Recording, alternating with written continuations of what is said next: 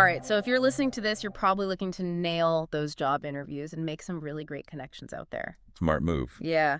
And that's exactly why we're taking this deep dive today into a Rezoom blog post that's all about icebreaker questions. That's right. And get this, it's not just about small talk, it's about strategy. Yeah, the post actually argues that you can use icebreakers to stand out from the crowd and even gather valuable intel from the people you're talking to. Yeah, and I gotta admit, I was surprised to see that the post covered icebreakers for everything. Oh, yeah. From job interviews to virtual team building.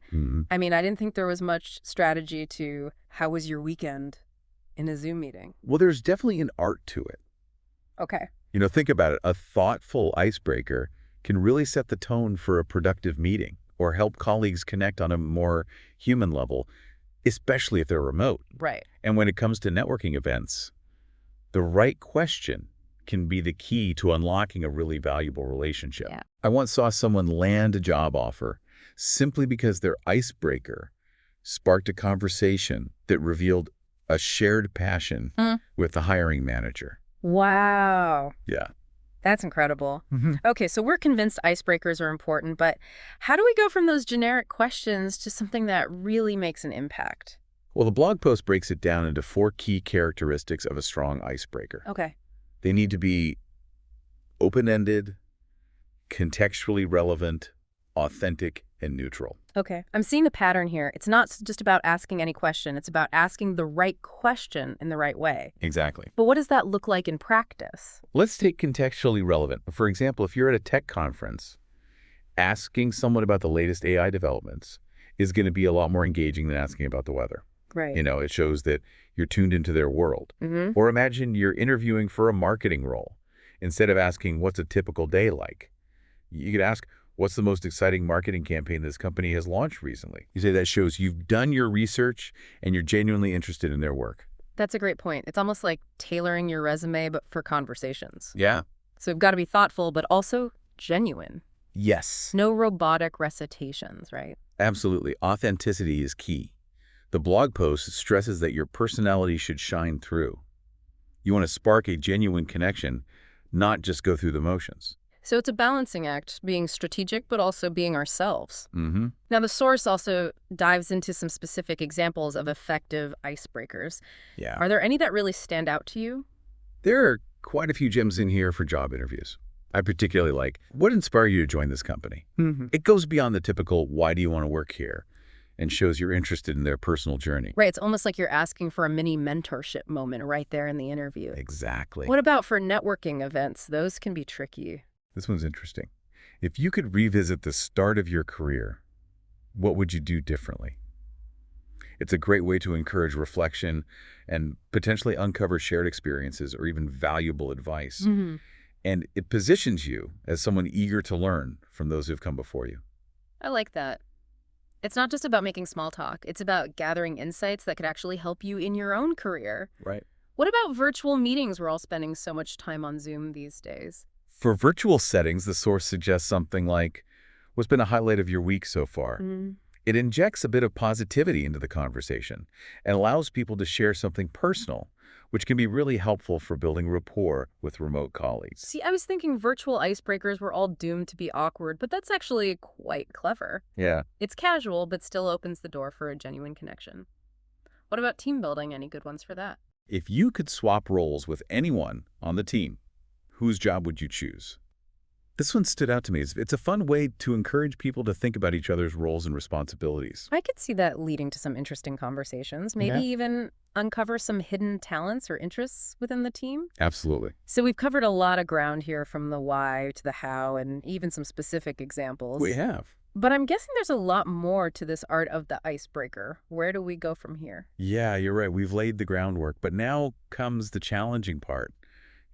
Putting these icebreaker strategies into action, because it's one thing to have a mental list of killer questions, but it's another to confidently deliver them, in a real life scenario, especially if you're feeling the pressure of a job interview or a networking event. Yeah, I can see how it could feel a bit daunting. It's like having all the right ingredients for a gourmet meal, but no idea how to actually cook it. You need the skills and the practice to turn those ingredients into something truly delicious. That's a great analogy. And just like with cooking, practice is key. The more you use these icebreakers, the more comfortable and natural they'll become. And the good news is you don't have to wait for a big event to start practicing. You can incorporate them into your everyday interactions. Oh, I like that. So instead of the usual elevator small talk, I could try out a new icebreaker on a colleague. Exactly. Or even at the coffee shop or when you're chatting with a neighbor, those low stakes environments are perfect for experimenting and building your confidence. And as you practice, pay attention to what feels authentic to you. That makes sense. You don't want to sound like you're reading from a script. You want to feel genuine and engaged, so practice is key. But what about personalization? I imagine a one-size-fits-all approach isn't going to cut it. You're absolutely right. The blog post emphasizes the importance of tailoring your icebreakers to the specific context. And the person you're speaking with, you wouldn't ask a CEO the same questions you'd ask a recent graduate. Right? Yeah, definitely not. So it's about being mindful of the situation and who you're talking to, thinking about their background, their interests, even their body language, to kind of gauge what kind of question would resonate. It's almost like reading the room, but on an individual level. It is. And remember, personalization goes both ways. It's not just about tailoring your questions. It's also about how you respond to the icebreakers that are directed at you. Oh, that's a good point. I hadn't really thought about that. So how do you recommend handling it when someone throws an icebreaker your way? The key is to be authentic and concise. Don't overthink it or try to come up with the perfect answer. Just share something genuine that reflects your personality and your experiences. So it's about being present and engaged in the conversation, not trying to impress with a rehearsed response. I can see how that would make the interaction feel more natural and authentic. Exactly. And remember, active listening plays a huge role here. When you genuinely listen to what the other person is saying, you'll naturally find ways to connect and keep the conversation flowing. Active listening, that's one of those skills that seems so simple, but it's incredibly powerful, putting away your phone, making eye contact, really absorbing what the other person is saying. It's amazing how much people appreciate feeling heard. It really is. And don't underestimate the impact of nonverbal communication as well. A smile, a nod, leaning in slightly.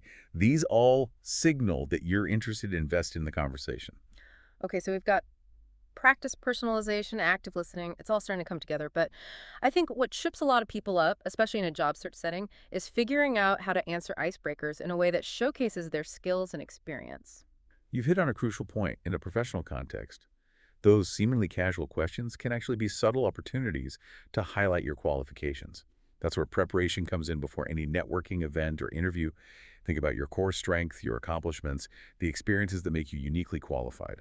So when someone asks, what professional accomplishment are you most proud of? You've got a compelling story ready to go. A story that not only showcases your skills, but also connects back to the specific role or company you're interested in. Exactly. And that's what sets you apart from someone who simply rattles off a list of achievements. A well-crafted story allows you to demonstrate your expertise in a way that's engaging and memorable. It's like we're weaving our professional narrative into those seemingly casual conversations. Yeah. Okay, so we've practiced, we've personalized, we've prepped our stories. What's the next step in this icebreaker masterclass? It seems like we've covered just about everything when it comes to mastering the art of the icebreaker.